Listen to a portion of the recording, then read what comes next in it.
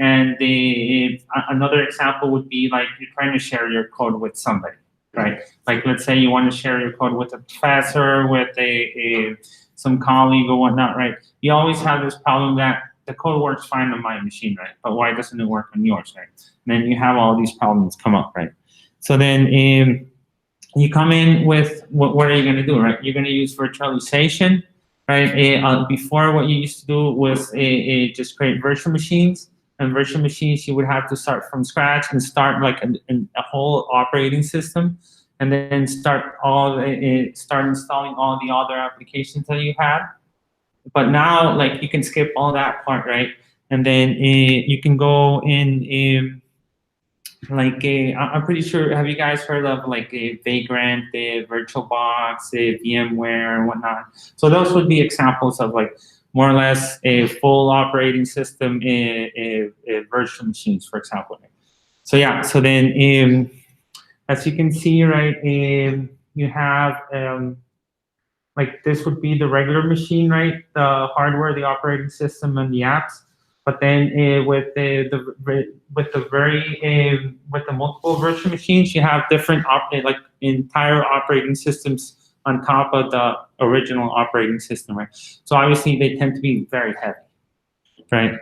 So the first example that I had was like usually you come in and you have a Python virtual environments, right? So Python virtual environments, you create more or less like let's say a section within your machine, where you're just going to go and you're going to install whatever it is that you need to run. Like let's say you have your own installation of X libraries, right? And you run it and it works fine, right?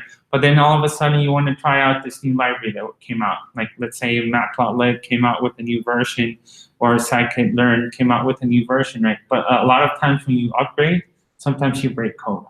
So then in an example like this, I would just create like a separate instance of my Python environment, and I would just go with that. So in the requirements of the like for this, right, I was just asking like, yeah, you can go and pip will actually help you with that. And you can have the virtual environment.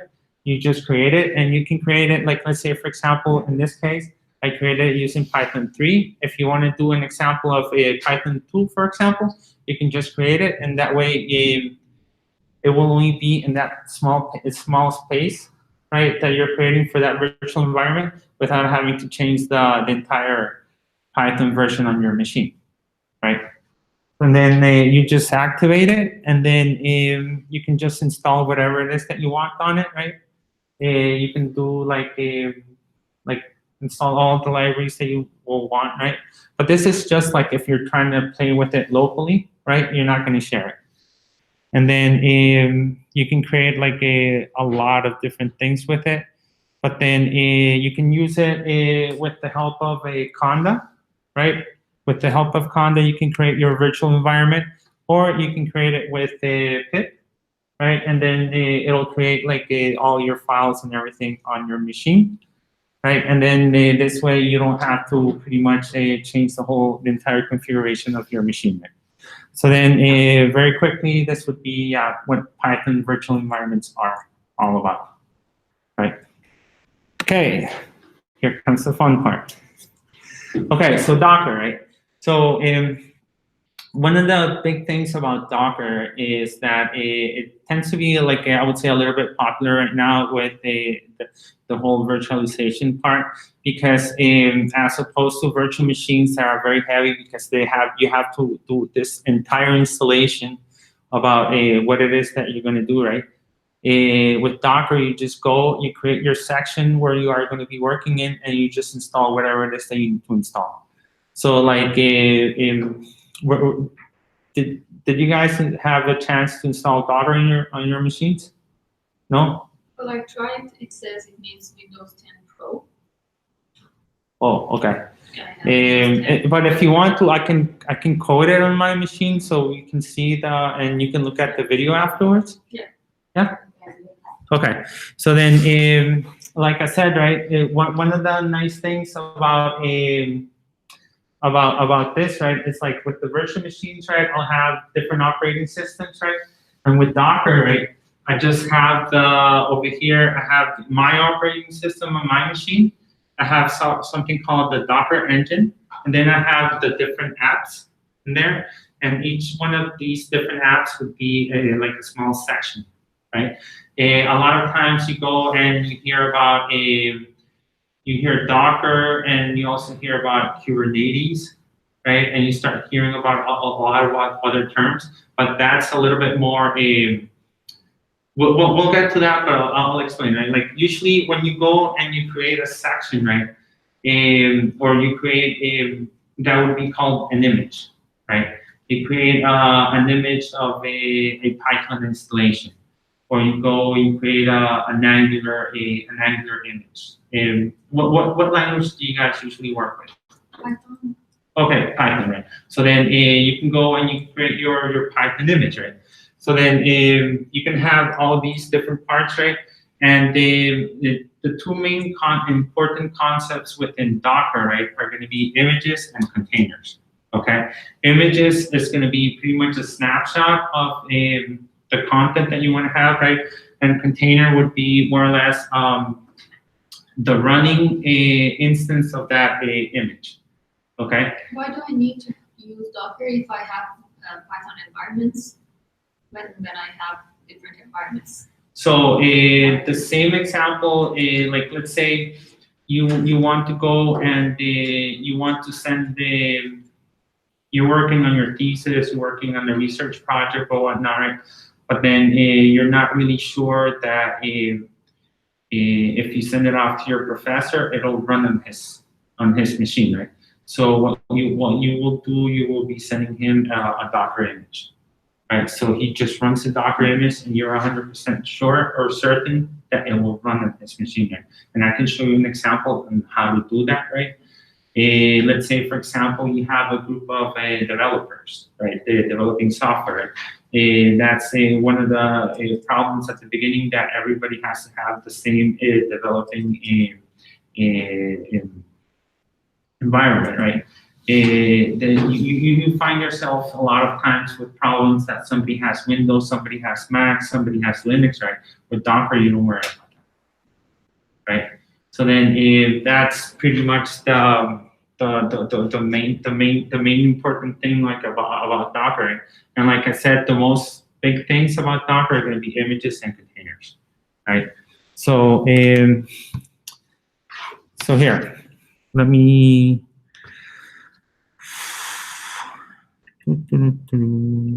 Oh, sorry.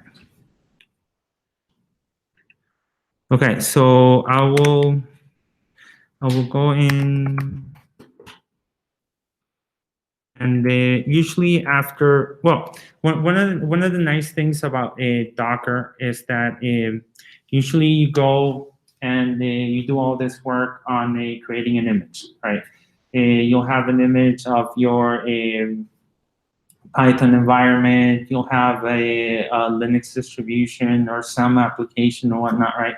And then sometimes, let's say you want to do like a data science project or a research project, right? And then you know that you want to skip this whole section of installation, right? You can go into something like, like how we have GitHub and you store code there. You also have something called Docker Hub, which a lot of people will go in and they will just upload images there. So we'll do an example of that here, right? So let's see. Right now, I just go and see I already have Docker installed, right? And then I will go and I want to save a little bit of time, and I'm just gonna pull this. So whatever it is that I'm gonna do, right? I'm not gonna create my own. Oh, sorry.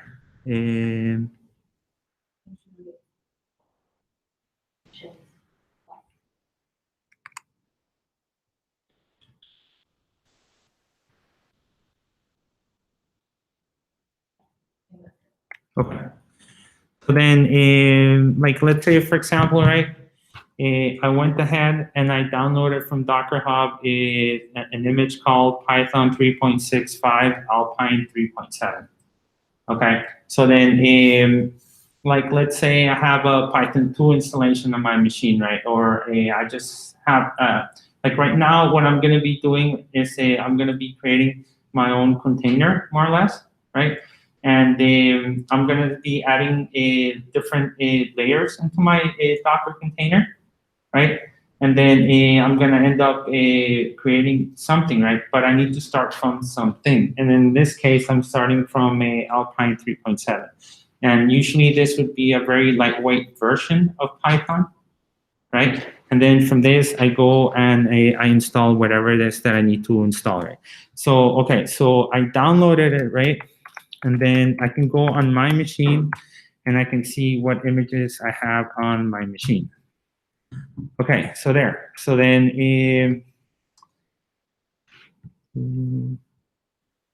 let's see.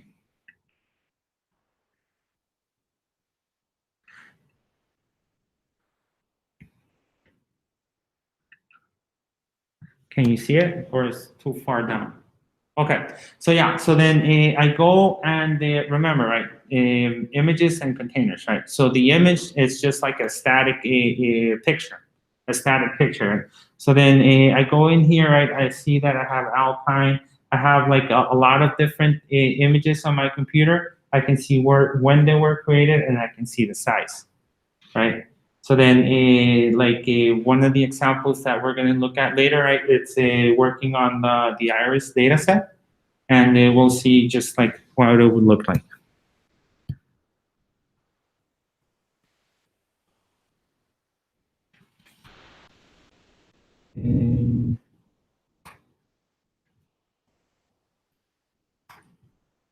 You know how to get out from here? All right. So then, no.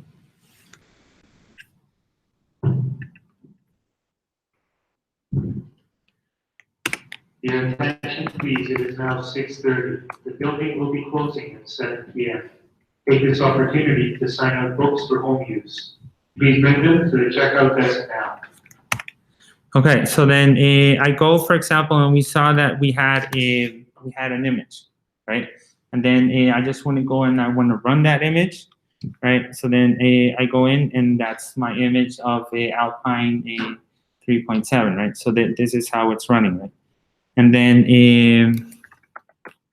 so this would be pretty much the first example of just running like running with Docker, right?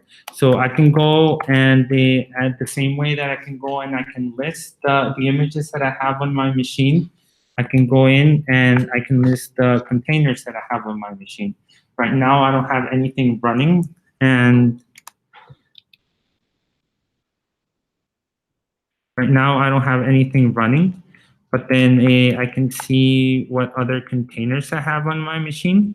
And if I just do Docker /a, I can see which other ones I have, for example, and the same as in the images, right? I can see the names. I can see when they were created, when they were exited. And the other nice thing about Docker is that it gives you different options of how to work with these containers. Okay, because here I can use my container ID, I can use my name, or I could use I can use this other name which is created by Docker automatically at random. Okay, so I'll show you an example of that in a second. So then this would be the first example, more or less. There's also an example on the website on docker.com that it will show you like how to run this one, the hello world, which will only say will come back and it will say to you like just say hello. Okay. So okay, going back to this one, right? I'm gonna go in and let's see.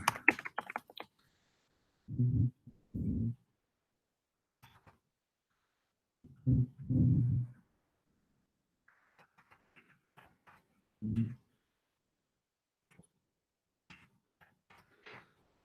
so then I'm gonna go and I'm gonna create a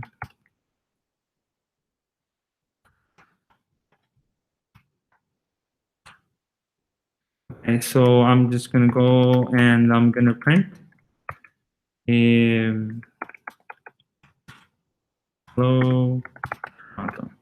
Okay, and I'm probably gonna send it off to somebody that I'm not sure if they're gonna have a Python, for example, right? All I'm worried about is that I want them to have a look at what it is that I have, and so then there I have my file.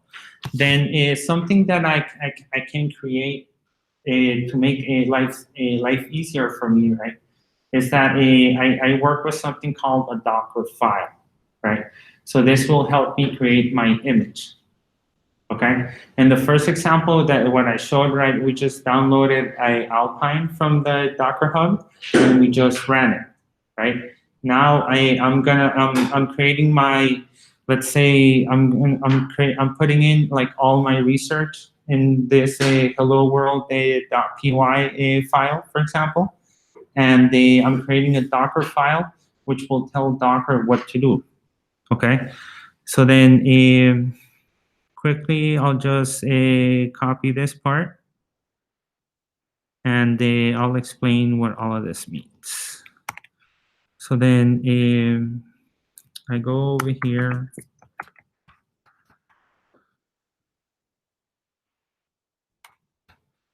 Okay, so you can find a lot of information on like on different things that you can do with all of this, but pretty much what I'm saying here on my Docker file. Can you see that, or okay, so then I'm creating my Docker file, which is going to pretty much dictate what I want to do with my image. Okay, so I'm going to use Python 3.65 Alpine 3.7, which is the light version of Python, right? And then I'm setting the working directory in that folder that I created. I know I just called it here, but like, yeah, you can call it whatever you want.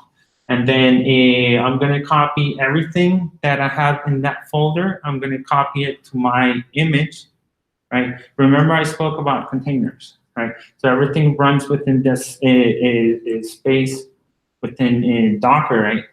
And then here, what I'm saying is that I wanted to run Python and I wanted to run that. The only thing is that I think we called it just hello world without an underscore. Yes, I think that was it. So then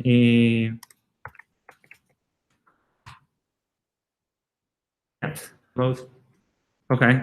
So then okay, yeah. So then I go in and I have my code, I have my Docker file. So then now what do I do with all of this? Okay, I'm gonna go in and I'm gonna create my Docker image. Okay, so I'm just gonna go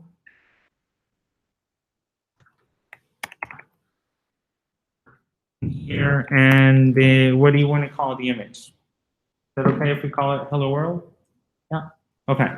So then I just say Docker build. The tag for this image is going to be hello world, and I'm putting a dot there, which means just copy everything in here and throw it in there, right? Okay, so then I do that, and it creates this magic, and then it's telling me like it did 4 steps, which were the steps that I put in my Docker file. Okay, so when I build, Docker does exactly what the Docker file tells it to do. Okay. So then going back over here, right, we want to run it, okay?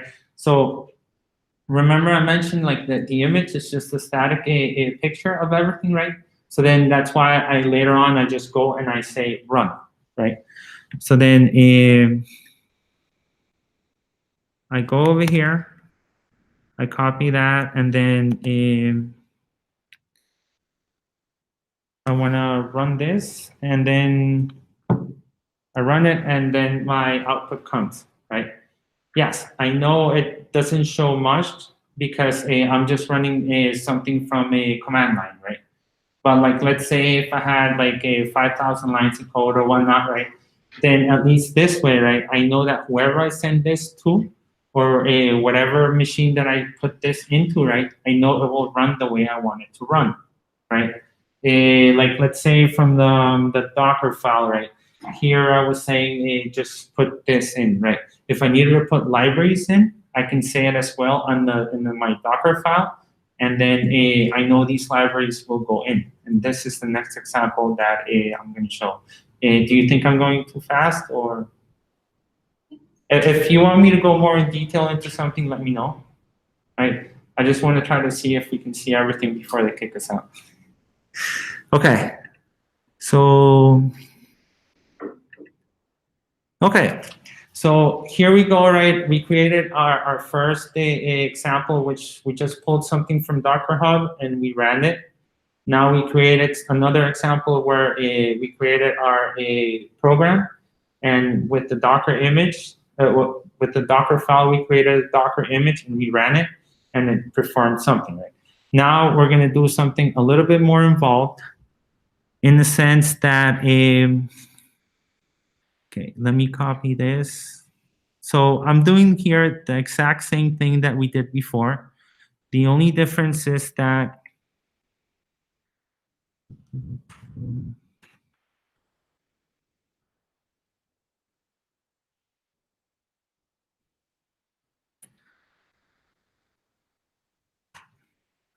so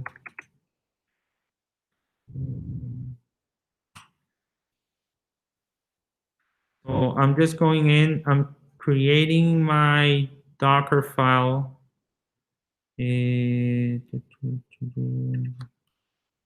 Let's see, I pasted everything into one line. So if you want to later on, you can go in and you can try all of this from home on your computer. Okay, and then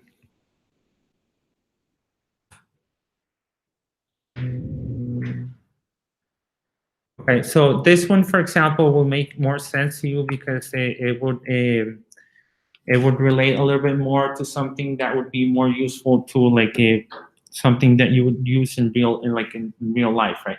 So what am I saying in this Docker file? Okay, so what I'm saying here is that from Python 3.65 Slim, which is just another version of that I downloaded from Docker Hub, for example. I want to grab everything from the working from the directory where it is that I started, or where I'm starting, right?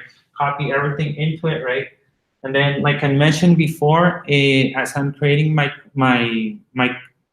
image, I can install all the libraries that I need into that part, right? So here I go and I install a NumPy, Pandas, Seaborn, Scikit-learn, Jupyter, right? And then So the run command just like runs like a terminal script. Like if you like type whatever is usually in terminal, so run just lets you. yes. So well, yes and no. So the run, it will only install what this will run at the time when I create my image. Yes, but then when I run my once I run the image, it turns into a container, right? Yeah, this is only done at the time of creation, right? But when I run my container, right, what gets run is this part over here. Okay, this part over here gets run, right? So then it will open Jupyter notebooks, right? So this is more or less like what's going to happen when I run it. It will open Jupyter notebooks. It'll open it from any IP, and it'll open it on a port 8888, right? So then, yes, so this would be my Docker file. So from here, I can just go, I can save that, okay? And then, oh, okay. Okay, with this example, I was, this one's gonna be, here. Okay, so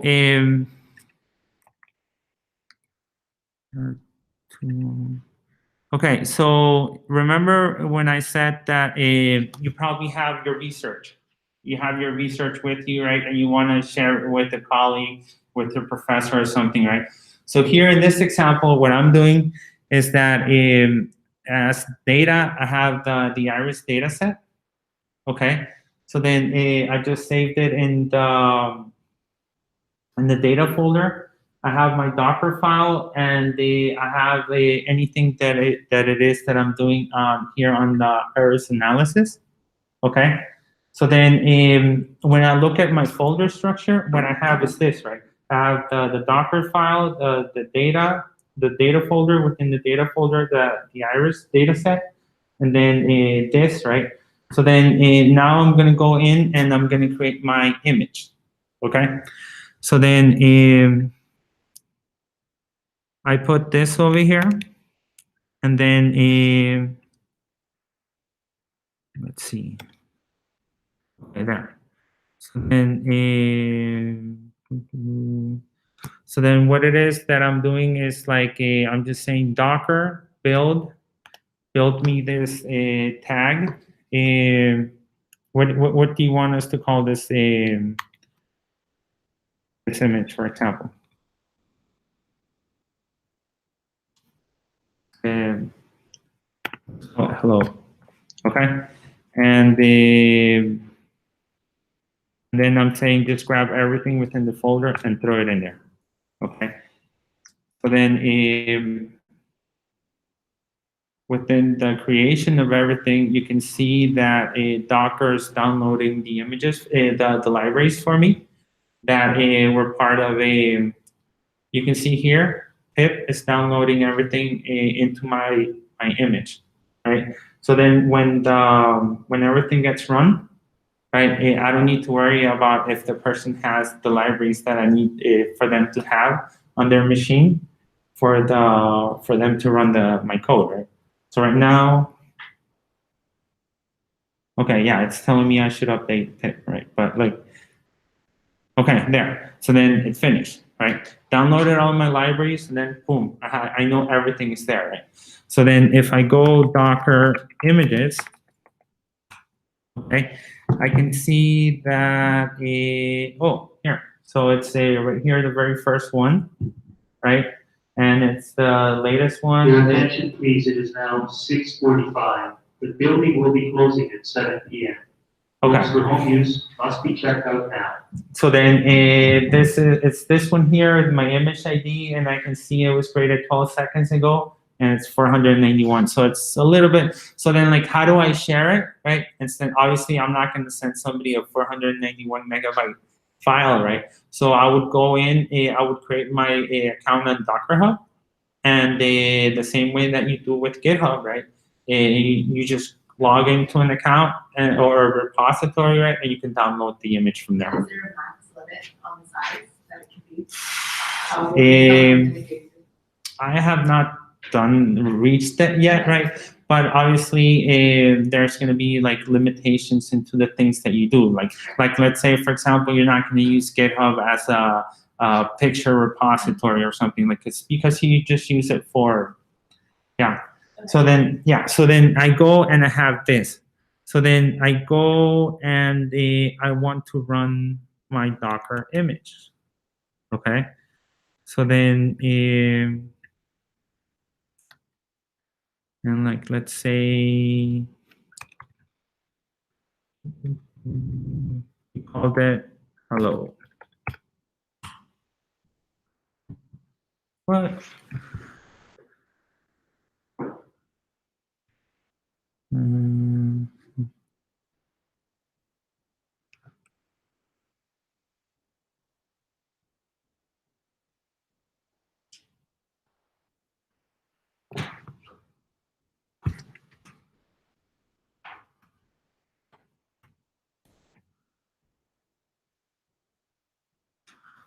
and let's see.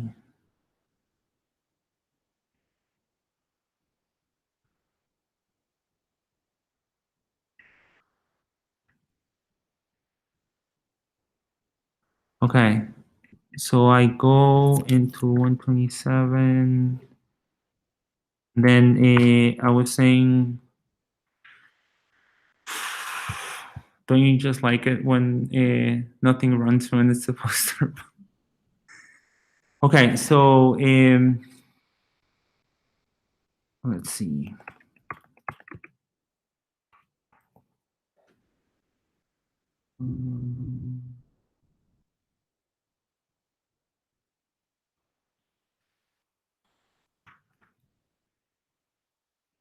I created this one last night.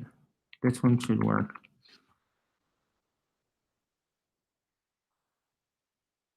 There we go. Okay, so then I go in, and obviously, I don't know if you remember, I said that we were going to be running here. We're going to be running Jupyter notebooks, right? Okay, so then when I go and I say here, just run a Docker run. I want it to run on port 8888, right? And I'm saying the name of my image, right? So then it's telling me just go and they open this, right? So I'm getting a token over here.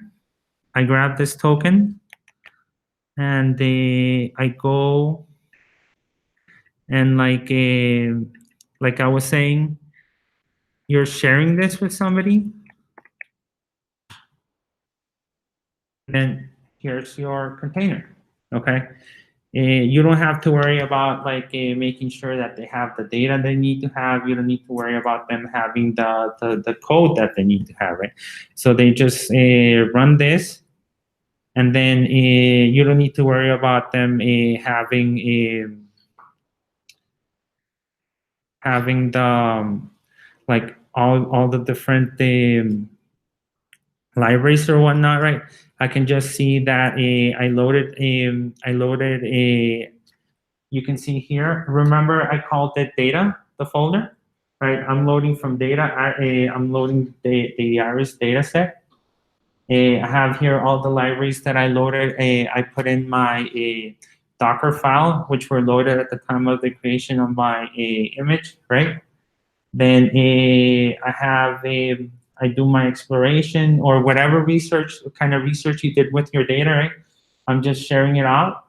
And then I can show any visualization that I wanted. So this would be a really nice way to share your findings or your research, right?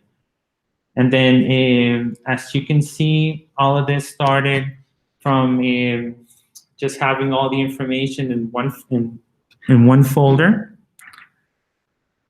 Here, it all started from having just putting the working directory in my folder, which in this Docker file, we just call it the app, right? This app, right? Like when you play around with classes, for example, in programming, you call this, right? So this, right? And in this case, it's called the app, right? So we copy everything into the app. So then that's why my data is in there. That's why my code is in there. And then, yeah, so then it just runs everything, right? And it all started from this file. So then, yeah, you can see everything is absolutely here. Yeah, I did not create this on the Iris data set. I just downloaded it from the internet just to show you an example, right, of something that might look like for real in real life, right? So yeah, so then going from this example, you can add like you do in Linux, for example, you can add resources to your container, right? Like you can share drives and whatnot. I don't know if you remember over here, within my container, I can only see my container. I cannot see outside, right? So then let's say on my GitHub, for example, instead of sharing all of this and sharing my whole image and whatnot, I just have a Docker file. And whenever I need it, I just fire it up and then just start playing around with it, for example. Right? And so like, let's say I was going to code on somebody else's machine, or if I wanted to do it at work, right? I already have a pretty much predetermined a Docker file that I use or that I feel comfortable working with, right? So I just fire it up and I just work with that, right? Obviously, I would say the big thing about all of this, it's the Docker file. So then with the more practice that you get, right, you know how to change it. Like right now, for example, I'm just saying install these libraries, right? Like let's say I can also go in and I can say which versions of these libraries I want, right? But yeah, with practice, you just go and you start making it better, right? And then okay, so yeah, and then the example that I had on the pretty much like on my GitHub would be something like this, right? I'm just creating from a slim version of Python, right? I'm just creating a working directory. I have a no cache because I don't want the cache from the computer to pass on to my Docker image, right? And here I'm just installing pandas and Jupyter, right? And then I'm adding a volume, right? So then here I'm sharing my hard drive to the container when I run it, right? So then remember what the difference that I said between the run and the CMD? The CMD, this would be one way of running your container, of what happens when you run your container, right? So then when you run it, like this is very important, like you have everything within square brackets. As soon as you run it, right, you can see that you can change this if you want it to run on port 8181, for example, right? And it'll run this way, right? And then you just run it with this. You just say Docker run, and then off you go, right? So then I would say, welcome to Docker. So then you go and, yeah, I was trying to meet the clock. Yeah. So then you go and we installed everything for Python, right? But then what happens? You need to use something else, right? So then that's when you start, things start getting a little bit complicated, right? And you start getting all these containers, right? So then that is when you go in and you start using things like Kubernetes, right? Which manages all your different containers, right? And try to it tries to keep everything harmonized, right? But yeah, that's more like a different talk. That's a little bit more involved. But yeah, hopefully you can look at the video at home, right? And you can go and see, right? You can go and the same way that you can go and look at the Docker images, you can remove them, for example. You just delete them, or you can remove the containers, right? Either they're running, they're not running, right? But it'll be I would say it's a great way to share code or to have a lot of different people working on pretty much the same setup. It's a very easy to, I would say easy and quick to set up because like, let's say you have a group of 10 researchers, right? If you're going to go and you're going to set up the same installation on all the 10 machines, the quickest way to do it would probably be just do an image, right? Just send off that image and have everybody work on that. Yeah.